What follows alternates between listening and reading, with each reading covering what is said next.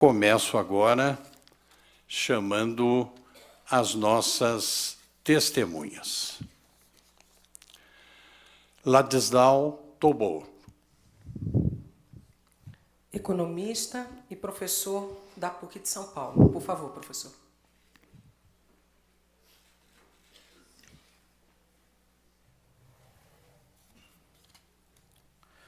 Boa noite a todos. Eu estou sensível ao formalismo necessário, digamos, da gente abrir espaços dignos de discussão, de justiça, de lei, de direito nesse país. Eu sou um economista na minha área do direito, mas a área do direito acho que é o direito de todos. Eu estou convencido que os membros do Congresso, que nos elegemos e que nós pagamos, eles têm que servir a nação e não se servir. Eu acho que, nesse caso, realmente não é o caso.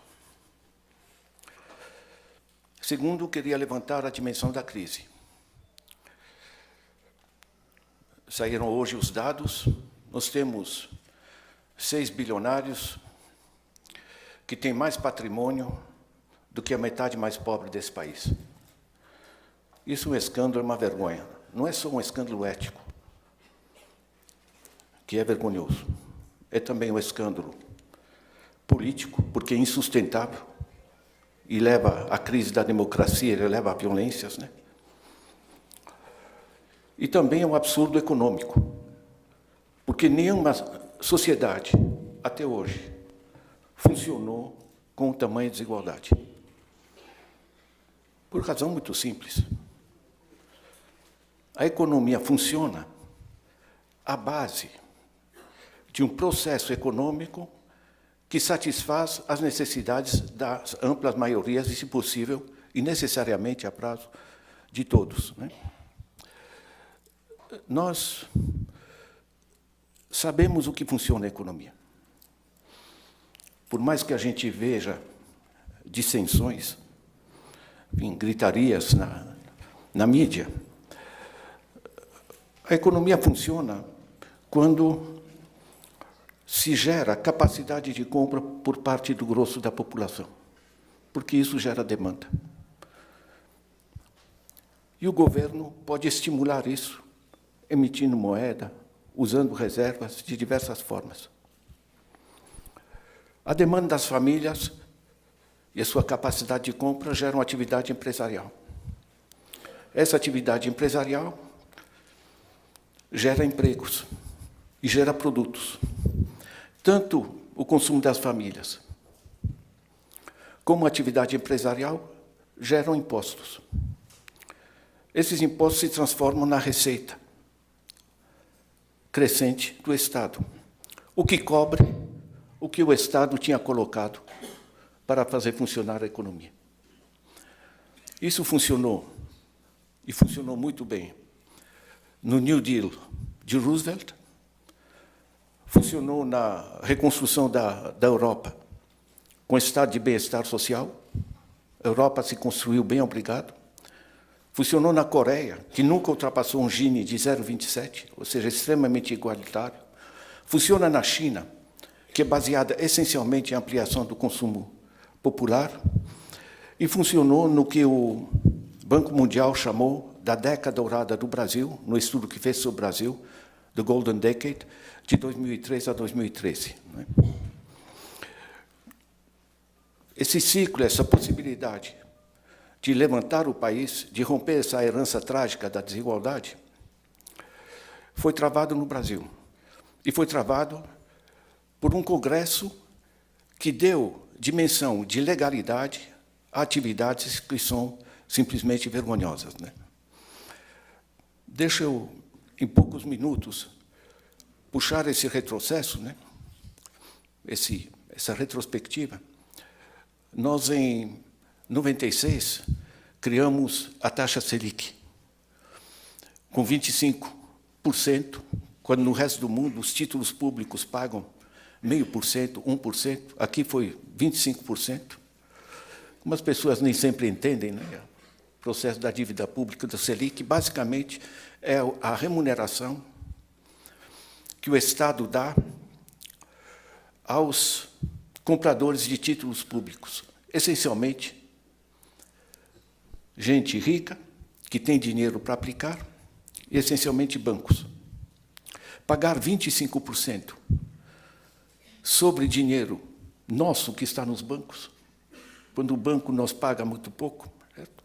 Significa simplesmente que, a partir de 96, e aprovado por lei por esse Congresso, né, se gerou um sistema de transferência de cerca de 7% do PIB anualmente de recursos públicos que deveriam servir para políticas sociais e para investimento público, transferidos simplesmente para intermediários financeiros. Em 97, se fechou de vez o processo com o financiamento, a autorização do financiamento corporativo das campanhas. A partir daí, não precisava mais comprar um voto, um por um.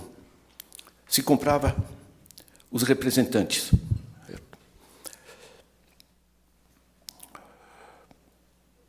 A partir desse momento, para mim, no que eu entendo, que eu estudei um pouco de direito, né, o Supremo ter levado 18 anos para constatar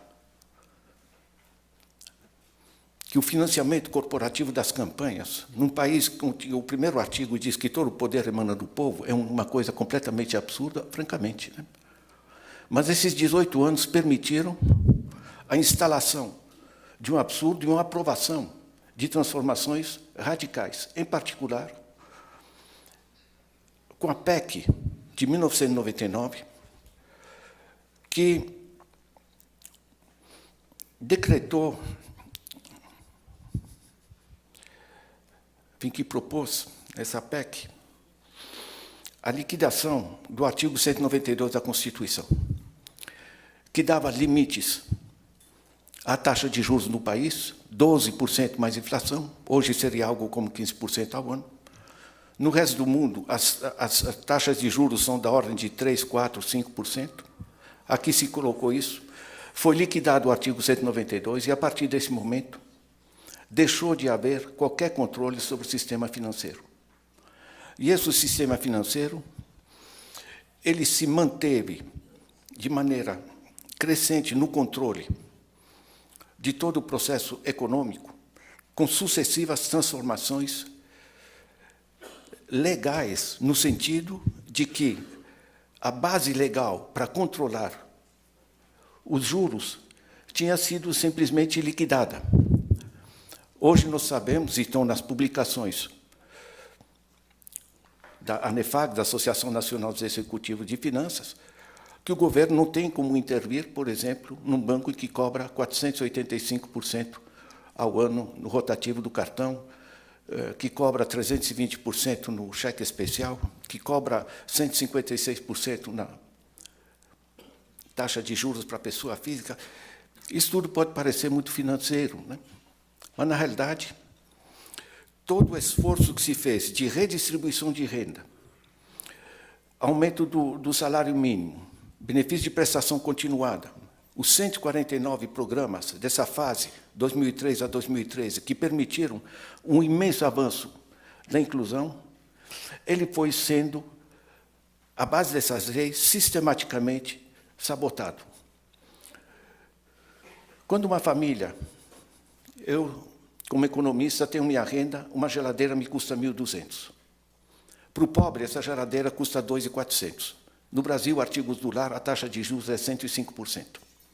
Curiosamente, não se calcula a inflação com os juros, se calcula o preço à vista, o preço que pagam os mais ricos, né?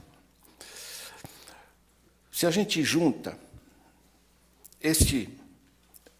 essa absorção da capacidade de compra das populações pelos juros, você simplesmente liquidou o principal estímulo da economia, que é a demanda das famílias.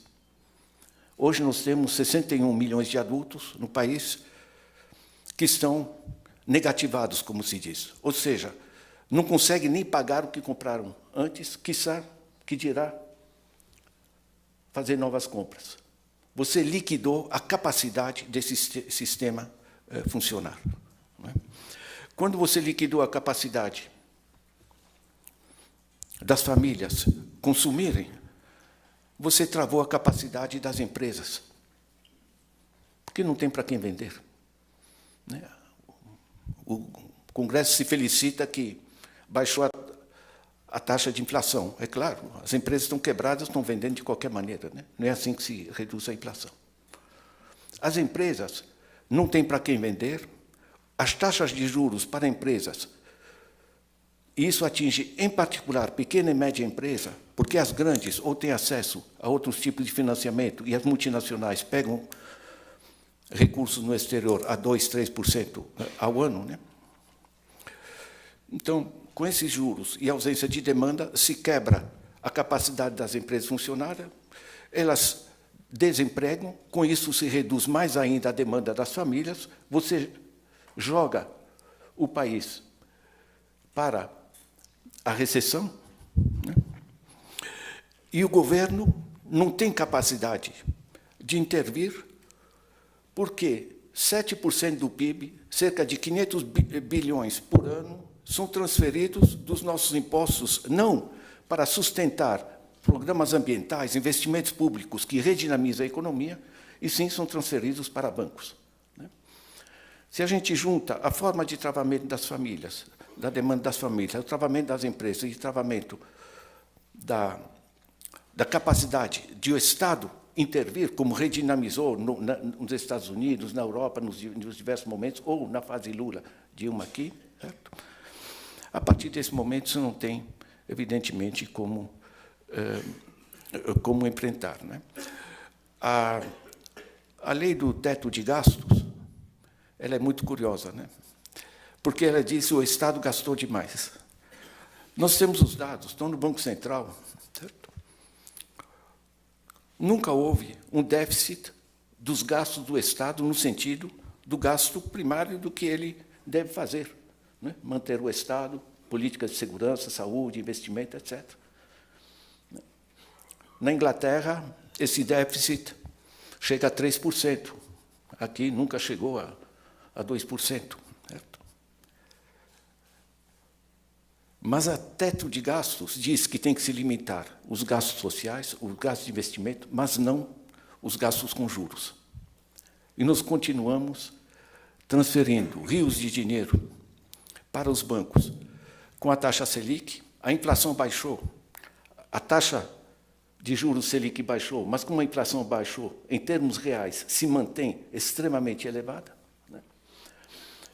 E eu faço um cálculo simples. Né?